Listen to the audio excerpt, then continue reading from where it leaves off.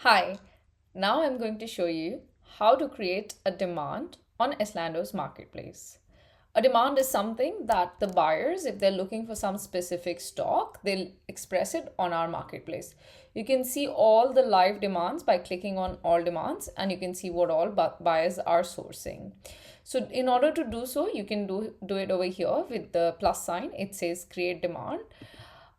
Before you go and create a demand, I would highly recommend to go through this resource that we have created for you, which says material categories explained. So it explains what each term means on the product on the demand page. And if there is something that you're confused about, just give me a shout and I can explain it better.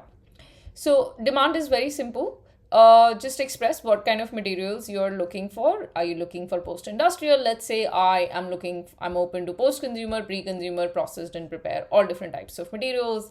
I would like to buy fibers, yarns, shredded textiles, clothing, whatever suits you. You can, whatever your facility works with, and then all different types of textiles. Some open-end spinners prefer knit textiles, some prefer woven textiles. So just whatever your facility accepts, just select that.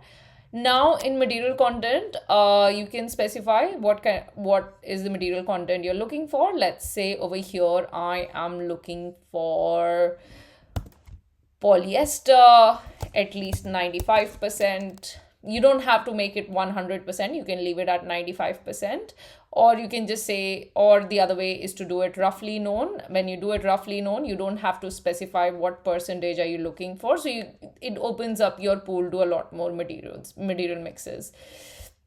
If you're like, I'm happy to source unsorted goods, then you can select this unknown category. But let's say in this one, I'm looking for 95% polyester, uh, yellow polyester fabrics, yellow fabric textiles, let's just say yellow textiles, restrictions, let's say no zippers or PFAs. I've already specified above and you can overdo it over here. So you can go ahead and say I would prefer jumpers just for random reasons. Let's say what kind of packaging you'd prefer. You can accept bale, loose, on pallets or anything. And let's say your quantity that you're looking for is 400 tons monthly. And you can set a fixed budget of for my nearest port, which you'll specify over here.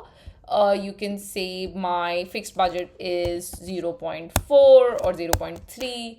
My listing is going to be created in GBP because my account is in GBP, but this should change in your account as per your value. Let's say I'm over here 0.04, 0.4. I wanted it in London.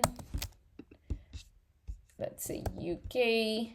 You can just simply, if you're like struggling to find your country, you can just type it. Like it will say, like if you say U, it will take you to the U page.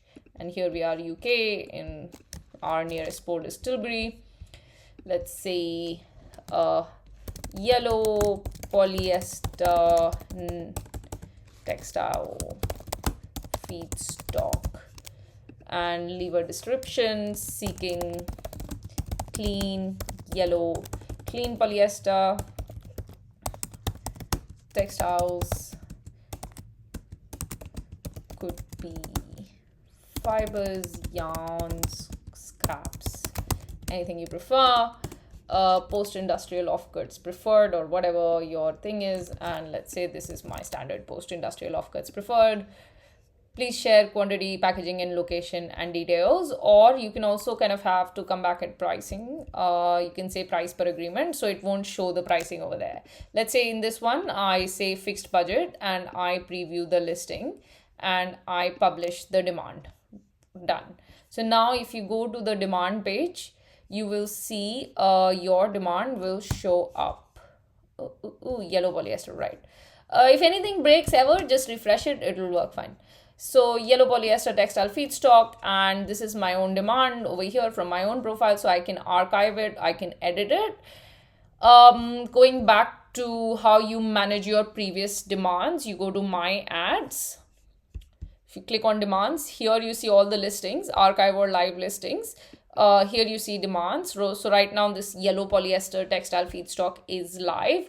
I can archive it and this will be taken offline now. So you see now it's all gone from this live feed. And if you ever want to bring it back, you just go back to my ads and you can unarchive it as well, right? Anything to edit, click on edit over here on these three circles. Okay, this is, we're kind of back in the list. Gonna go back in demands. Works the same way for the advertisement product listing and the demand listing itself. So you can click over here and click edit over here. It will take you back to the edit page and you can make changes based on your requirements itself. And it will update the demand. Let's say 0.6, update demand, done. Continue, and it's all live and there. So yeah, this is how you create a demand. And in the next video, I will show you our currency conversion feature. Thank you.